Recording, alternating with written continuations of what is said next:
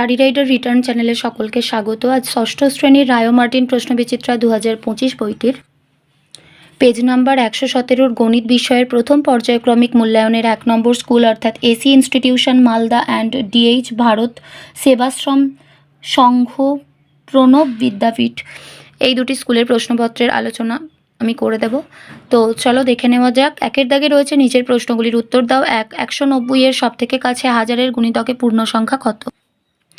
190 এর সবথেকে কাছে হাজারের গুণিতকে পূর্ণ সংখ্যা জানতে চেয়েছে। তো হাজারের মোট কতগুলো শূন্য থাকে? 1 2 3 তিনটে শূন্য থাকে। তাহলে যে সংখ্যাটা আমাদের দেওয়া হয়েছে তার ডান দিক থেকে 3 নম্বর সংখ্যাটা আমরা দেখব। 1 2 3 এটা 1 রয়েছে, সুতরাং 5-এর থেকে ছোট।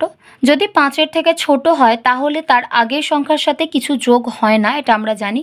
তো এখানে কিছু নেই মানে ধরে নিচ্ছে এখানে শূন্য রয়েছে, তাহলে এই সংখ্যাটার আগের সংখ্যা অর্থাৎ শূন্যর সাথে কোনো রকম 1 যোগ হবে না।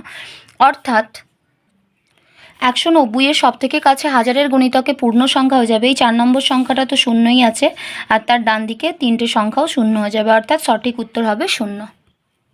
2-এর দাগে রয়েছে শূন্যস্থান পূরণ করো। রোমান নম্বরের ক্ষেত্রে x বিয়োগ হতে পারে L M আর C থেকে। 3 83-র মধ্যে x কতবার আছে? 83 লেখার জন্য রোমান সংখ্যায় আমাদের লিখতে হয় L XXX III। L মানে হচ্ছে 50, x মানে 10, x মানে 10, x মানে 10, আর 3টে I মানে হচ্ছে 3টে 1। তাহলে 50 60 70 80 81 82 83, অর্থাৎ এখানে কটা x আছে? মোট 3 বার x আছে। 1/3 ভগ্নাংশটিকে শতকরায় প্রকাশ করলে কি হবে? প্রথমত এটাকে আমাদের লিখে নিতে হবে এবং এর পাশে 100% লিখতে হবে। তাহলে এবার দেখো, এটাকে যদি আমরা ভাঙি তাহলে কি পাবো? 5 1 5 আর 3 8, 8-এর 5 গুণিতক 100%। এবার 5 দিয়ে এটাকে যদি কাটাকাটি করো, 5 20 100, তার মানে 8 2 16, 160%। তাহলে সঠিক উত্তর হয়ে যাবে 160%, অপশান সি। তারপরে 5-এরটায় রয়েছে 0.081, 8 আর 1-এর মাথায় পৌনঃপৌনিক দেওয়া রয়েছে, এর সামান্য ভগ্নাংশটি কত হবে? তো 0.081 রয়েছে। প্রথমে আমরা কি করব, দশমিকের পরের যে সংখ্যাটা রয়েছে অর্থাৎ ধরতে গেলে পুরো সংখ্যাটাই আমরা উপরে লিখে দেবো, যেহেতু বাঁ দিকে দুটো শূন্য আছে তো সেই দুটো শূন্যকে আমরা লিখব না। এবার যতগুলো সংখ্যার মাথায় পৌনঃপৌনিক থাকে ততগুলো 9 নিচে লিখতে হয়, এবং দশমিকের পরে যদি এমন কোনো সংখ্যা থাকে যার পৌনঃপৌনিক নেই তার জন্য শূন্য বসাতে হয়। তো এখানে এই শূন্যটা দশমিকের পর এমন সংখ্যা যার মাথায় পৌনঃপৌনিক নেই, তাহলে ওর জন্য একটা শূন্য বসলো, আর এই দুটো সংখ্যায় দুটো পৌনঃপৌনিক থাকার জন্য দুটো 9 বসলো। তাহলে এবার যদি আমরা এটাকে কাটাকাটি করি, 9 9 81, 9 110 990, তাহলে এখানে আমরা পেয়ে যাব 9/110। অ্যান্সার হবে অপশন বি। 6-এরটা রয়েছে 150-এর সবথেকে কাছে 100-র গুণিতকে পূর্ণ সংখ্যা। তো 100-র মধ্যে কতগুলো শূন্য আছে? মোট দুটো, একটা দুটো। তো ডান দিক থেকে আমরা 2 নম্বর সংখ্যাটা দেখব, 1 নম্বর 2 নম্বর। তো এই সংখ্যাটা দেখতে পাচ্ছি 5-এর সাথে সমান হয়েছে, অর্থাৎ এই সংখ্যাটা 5 যেহেতু রয়েছে তাহলে তার আগের সংখ্যার সাথে আমরা একটা 1 যোগ করব। সুতরাং এখানে যে 1টা রয়েছে এর সাথে 1 যোগ করলে এটা হয়ে যাবে 2, আর ডান দিকে দুটো শূন্য। তাহলে 150-এর সবথেকে কাছে 100-র গুণিতকে পূর্ণ সংখ্যা হবে 200। আনসার হয়ে যাবে অপশন সি। তারপরে রয়েছে 0.2, 0.06 আর 0.03, এদের গুণফলের মান কত হবে? এটা করার জন্য প্রথমে আমরা এই সংখ্যাটার সাথে এই সংখ্যাটাকে গুণ করে নেব। এখানে দেখো 6 2 12, এখানে 1 ঘর আগে দশমিক, এখানে মোট 2 ঘর আগে দশমিক, তার মানে মোট 3 ঘর আগে দশমিক আমাদের বসাতে হবে। এখানে 1 ঘর 2 ঘর, তাহলে শূন্য বসিয়ে 3 ঘর করে নিই, তার আগে দশমিক আর দশমিকের আগে একটা শূন্য। তার সাথে এবার আমি গুণ করব 0.03কে। তো এবার কিভাবে গুণ করবে? এই 12-র সাথে আগে 3কে গুণ করে নাও, 3 বারাম 36। এখানে দেখো 1 2 3 ঘরের আগে দশমিক, এখানে 1 2 2 ঘরের আগে দশমিক, অর্থাৎ 3 আর 2 5 ঘরের আগে দশমিক বসাতে হবে। 1 2 3 4 5, তার আগে দশমিক বসবে আর দশমিকের আগে একটা শূন্য। তাহলে সঠিক উত্তর হয়ে যাবে অপশান এ। পি গুণিতক m প্লাস n সমান পি গুণিতক m প্লাস পি গুণিতক n, এটাকে বলা হচ্ছে গুণের বিচ্ছেদের নিয়ম। 3টি বাহুর দৈর্ঘ্য a সেমি, b সেমি এবং c সেমি হলে, যেখানে a is greater than b is greater than c, কোন শর্তে ত্রিভুজ তৈরি সম্ভব? ত্রিভুজ তৈরি করার শর্ত হলো ত্রিভুজের দুটি বাহুর দৈর্ঘ্যের সমষ্টিকে তৃতীয় বাহুর থেকে বড় হতে হবে। এখানে যে ছোট দুটো বাহু রয়েছে b আর c, এদেরকে যোগ করলে সেটা যদি a এর থেকে বড় হয় তবেই আমরা বলতে পারবো যে ত্রিভুজ আঁকা সম্ভব, অর্থাৎ শর্তটি হলো b plus c is greater than a। বৃত্তের বৃহত্তম জ্যায়ের দৈর্ঘ্য 10 সেমি হলে ব্যাসার্ধের দৈর্ঘ্য কত? মনে রাখবে বৃত্তের বৃহত্তম জ্যা মানে হলো বৃত্তের ব্যাস, অর্থাৎ ব্যাস যদি 10 সেমি হয়, ব্যাসার্ধ মানে হলো ব্যাসের অর্ধেক, অর্থাৎ 10/2 = 5 সেমি। 2 দাগে নিচের প্রশ্নগুলির উত্তর দাও। 1, 200-র সঙ্গে কোন ক্ষুদ্রতম সংখ্যা যোগ করলে যোগফল 11 দিয়ে বিভাজ্য হবে? বিভাজ্যতার অঙ্ক করতে গেলে আমাদের যেটা করতে হবে ভাগ। তাহলে 11 দিয়ে যদি 200-কে ভাগ করা হয়, 11 1 11, 9 নামলো, 0 নামলো, 8 11 88, 2 নামলো। অর্থাৎ এটা যদি কোনোভাবে 11 করা যেত তাহলে কিন্তু ভাগটা মিলে যেত, বাট এটা 11 হচ্ছে না। কত কম থাকার জন্য? 9 কম থাকার জন্য। সেটা তোমরা কিভাবে বের করবে? যেটা ভাগশেষ বেরোবে সেটা ভাজক থেকে বিয়োগ করে দেবে, অর্থাৎ ভাজক মানে এখানে 11, 11 থেকে 2 বিয়োগ করে দিলে আমরা 9 পাবো। সুতরাং 9 দিয়ে যোগ করতে হবে। রাম 190 টাকার চাল, 125.30 টাকার ডাল এবং 142.70 টাকার সবজি এনেছেন। রাম মোট কত টাকা খরচ করে? 190.00 টাকার চাল, 125.30 টাকার ডাল আর 142.70 টাকার সবজি। তো মোট মানে আমাদের যোগ করতে হবে। 0 নামলো, 7 আর 3 10-এর 0, হাতে রইল 1, 2 আর 1 3, 3 আর 5 8, 4 আর 2 6, 9 আর 6 15, 5 হাতে রইল 1, 2 3 4। দশমিকের ডান দিকে শূন্যর কোনো দাম নেই, তাহলে মোট রাম 458 টাকা খরচ করেছেন। বর্তমানে রাম ও রহিমের বয়সের সমষ্টি 2x + 3y বছর। 10 বছর আগে তাদের বয়সের সমষ্টি কত ছিল? বর্তমানে রাম ও রহিমের বয়সের সমষ্টি 2x + 3y। 10 বছর আগে তাদের বয়সের সমষ্টি ছিল, যেটা এখনকার বয়স সেটা থাকবে, অর্থাৎ 2x + 3y। সেখান থেকে দুজনের 10 বছর করে বয়স কমবে, তাহলে কমে যাচ্ছে এখান থেকে বিয়োগ 2 × 10, অর্থাৎ 20। সুতরাং আমরা লিখতে পারি 2x + 3y - 20, অর্থাৎ 10 বছর আগে তাদের বয়সের সমষ্টি ছিল 2x + 3y - 20 বছর। XCIX রোমান সংখ্যাটিকে হিন্দু আরবিক সংখ্যায় লেখো। XCIX এটাকে আমাদের প্রথমে ভাঙতে হবে। কোনো বড় সংখ্যার বাঁ দিকে যদি ছোট সংখ্যা থাকে তাহলে আমরা জানি সেই বড় সংখ্যাটা থেকে ছোট সংখ্যাটা বিয়োগ যায়, অর্থাৎ C মানে হচ্ছে 100, সেখান থেকে X মানে 10 বিয়োগ যাবে। আবার এদিকেও তাই, X মানে হচ্ছে 10, সেখান থেকে I মানে 1 বিয়োগ যাবে, অর্থাৎ 100 থেকে 10 বিয়োগ করলে 90, আর 10 থেকে 1 বিয়োগ গেলে 9, অর্থাৎ 90 আর 9 মিলে হয়ে যাবে 99। এমন একটি 3 অঙ্কের সংখ্যা লেখো যার শতকের অঙ্কের স্থানীয় মান ও প্রকৃত মানের পার্থক্য 792। শতকের অঙ্কের স্থানীয় মান 800, আর যেহেতু সংখ্যাটা হচ্ছে 8, তাহলে তার প্রকৃত মান 8। এই 800 থেকে কেবলমাত্র 8কে বিয়োগ করলে তবেই কিন্তু তোমরা 792 পাবে, অর্থাৎ নির্ণেয় সংখ্যাটি হয়ে যাবে শতকের ঘরে 8 থাকা যে কোনো সংখ্যা। এখানে 872 হতে পারে অথবা 856 হতে পারে, যা কিছু হতে পারে, কিন্তু শতকের ঘরে কিন্তু 8 থাকতেই হবে। পরবর্তীতে এখানে একটা বক্স দেওয়া রয়েছে, তার মধ্যে 1 2 3 4 5 6 7 8 8টা অংশ করা আছে। রেখাঙ্কিত অংশটি সম্পূর্ণ অংশের কত অংশ? এখানে টোটাল 8টা ভাগের মধ্যে রেখাঙ্কিত করা আছে 1টা 2টো 3টে, অর্থাৎ 8 ভাগের মধ্যে 3 ভাগ। সুতরাং সম্পূর্ণ অংশ 8 ভাগ, রেখাঙ্কিত অংশ 3 ভাগ, তাহলে রেখাঙ্কিত অংশটি 3/8 অংশ। 3 দাগের আগেরটা রয়েছে, একটি ইঞ্জিনের সামনের চাকার পরিধি 14 ডেসিমি এবং পিছনের চাকার পরিধি 35 ডেসিমি। কমপক্ষে কত পথ গেলে চাকা দুটি একই সঙ্গে পূর্ণ সংখ্যক বার ঘোরা সম্পন্ন করবে? কোনো অঙ্কে যদি তোমরা এই কমপক্ষে কথাটা দেখতে পাও তাহলে জানবে যে লসাগু করতে হবে, অর্থাৎ 14 আর 35-এর লসাগু এখানে আমরা দেখে নেব।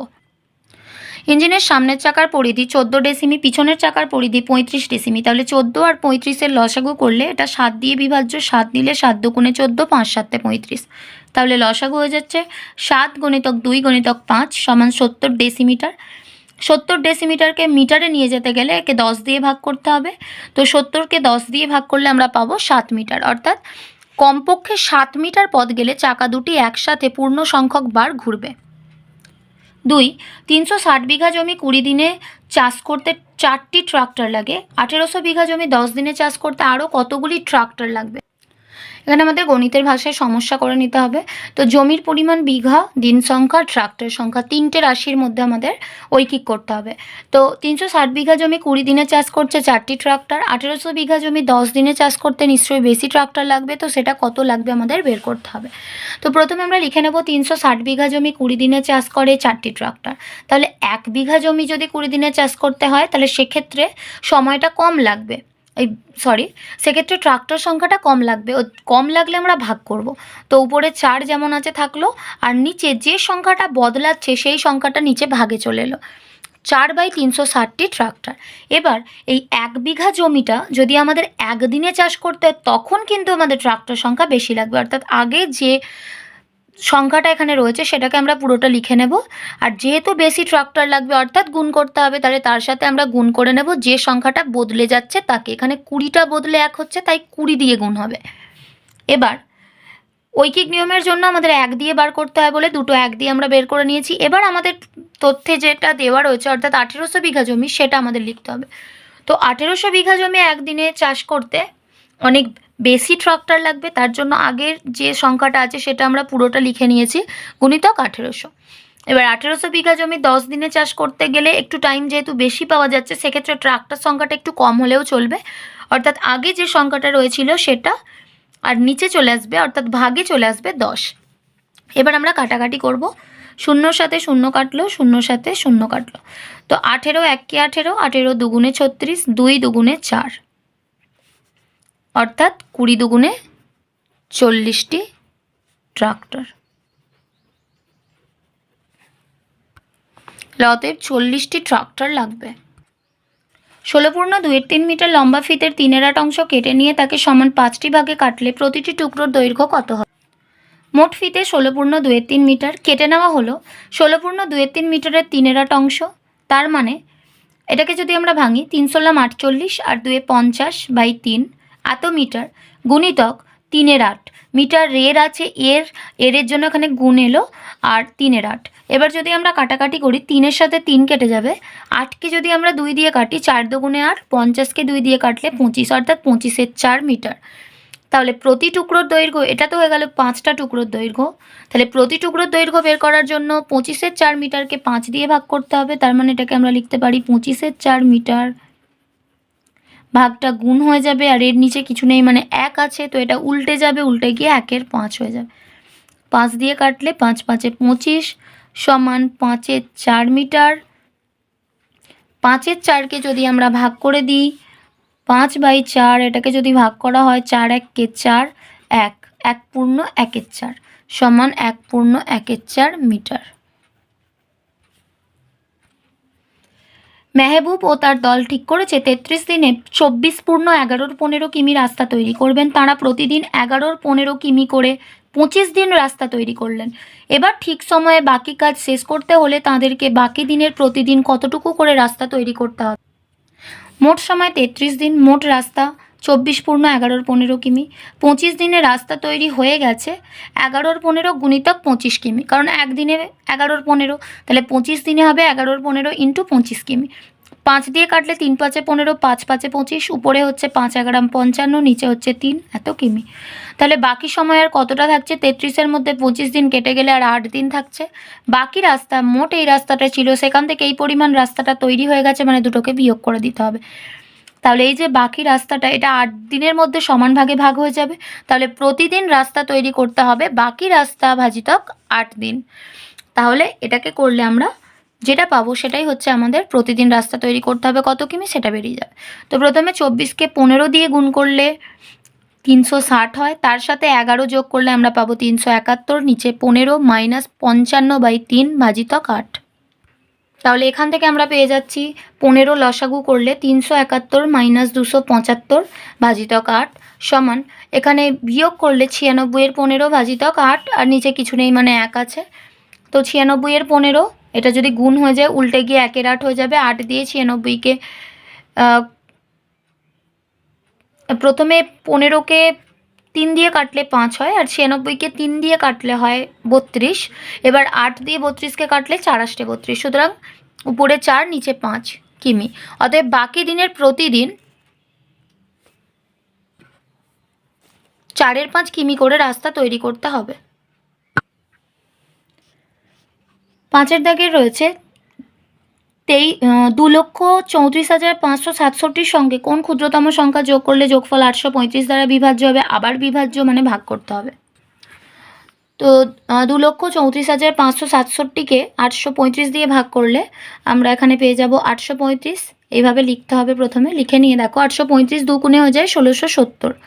তাহলে বিয়োগ করলে 5 নামবে, এখানে 7-এর পর 14 7 দিতে, হাতে 1 7, 7-এর পর 13 6 দিতে, হাতে রইল 1 1 আর 1 2, 2 আর 2 মিলে যাচ্ছে। এরপরে পরের সংখ্যাটা 6 নামলো, 6756।